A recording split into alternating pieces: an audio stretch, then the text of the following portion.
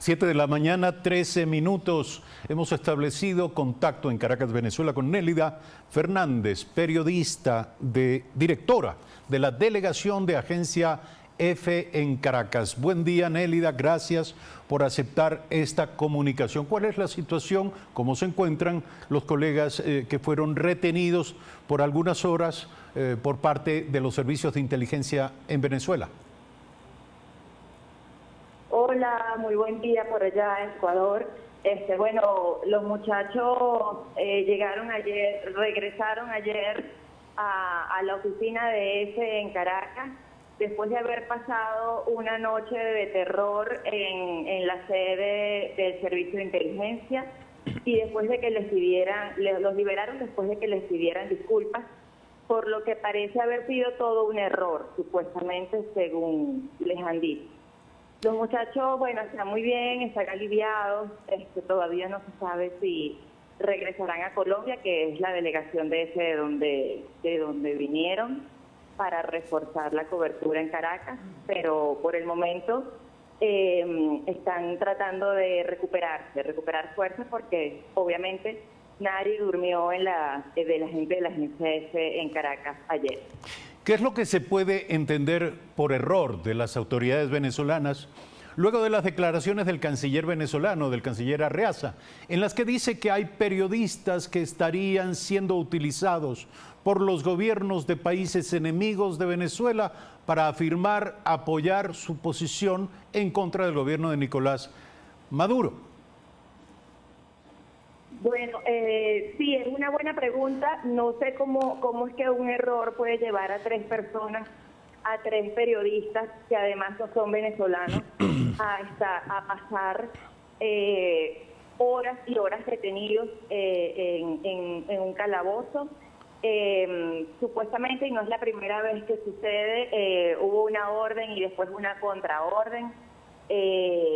Recordemos que no hace mucho tiempo el presidente del Parlamento, Juan Guaidó, antes de que se autoproclamara presidente, él fue detenido y después fue liberado, y supuestamente también se trató de un error. Entonces ya parece que es una práctica un poco común en el gobierno de Nicolás Maduro. Ahora, ¿cómo están actuando los servicios de inteligencia? Nuevamente, de alguna manera, por una contraorden jerárquica, se ven forzados a liberar a los detenidos y no se construye un argumento público único desde el oficialismo para dar explicaciones respecto de la detención. Esto de alguna manera expresa contradicciones internas entre los distintos sectores de la periferia política alrededor del mandatario Nicolás Maduro.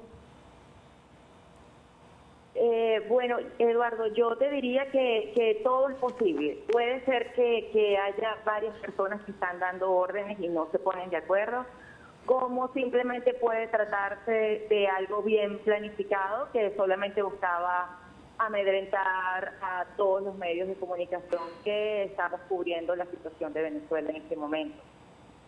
El autoproclamado presidente Juan Guaidó acaba de decir que por primera vez tiene canal de comunicación con altos mandos de las Fuerzas Armadas venezolanas, a quienes ya se les comienza a hablar de una posible amnistía, luego de una también pretendida transición hacia un gobierno resultado de nuevas elecciones. ¿Existen dentro de Venezuela algunas evidencias de que hay estos procesos paralelos, no explícitos, no abiertos, en marcha?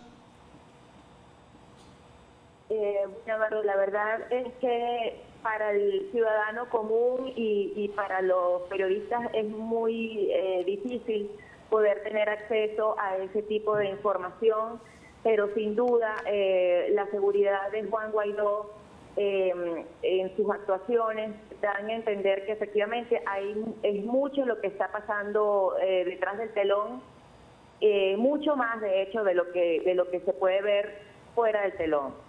Entonces, no cabe dudas de que sí se están dando negociaciones, de que sí están ocurriendo cosas, pero que para el común denominador son invisibles. Sin embargo, sin duda, esto se está produciendo. Ahora, daría la impresión de que no son las mismas las informaciones que circulan dentro de Venezuela, evidentemente, que las que circulan fuera de Venezuela. ¿Cuáles son en este momento las garantías y posibilidades, aperturas o lo contrario, con las que se enfrentan los periodistas para desarrollar su trabajo?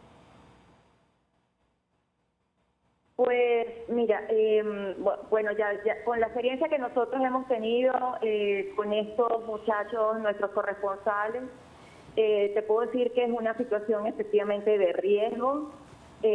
No es la primera vez que a la agencia, los muchachos de la agencia EFE son amedrentados por las fuerzas de seguridad. Recientemente a nuestro fotógrafo fijo aquí en Caracas, a Miguel Gutiérrez, lo detuvieron y le quitaron las tarjetas en las que estaban las fotografías que había tomado de la situación de revuelta de unos guardias nacionales en el oeste de Caracas, y bueno, le arrebataron 2 tarjetas de fotografías de la cámara fotográfica. Y no, por supuesto que eso significa no solamente un robo de un material de propiedad privada, sino también el robo del material fotográfico que él registró de esa revuelta militar. Y también esa revuelta fue en un barrio de Caracas y obviamente el barrio apoyó la revuelta y es evidente que al gobierno no le interesa que se vea eso. Que finalmente los más pobres también están demostrando su descontento con el gobierno.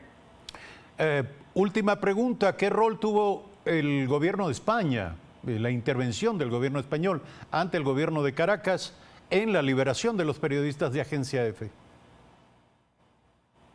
Pues fue absolutamente vital. El embajador de España en Venezuela, Jesús Silva, estuvo en todo momento movilizándose, haciendo llamadas a personajes del gobierno, ayudándonos a salir de esta situación. Yo diría que el embajador, como si fuese uno más de la agencia EFE, no durmió, se mantuvo todo el tiempo pendiente de que esos muchachos fueran liberados rápidamente, y yo estoy segura que por sus gestiones eso tuvo este feliz desenlace.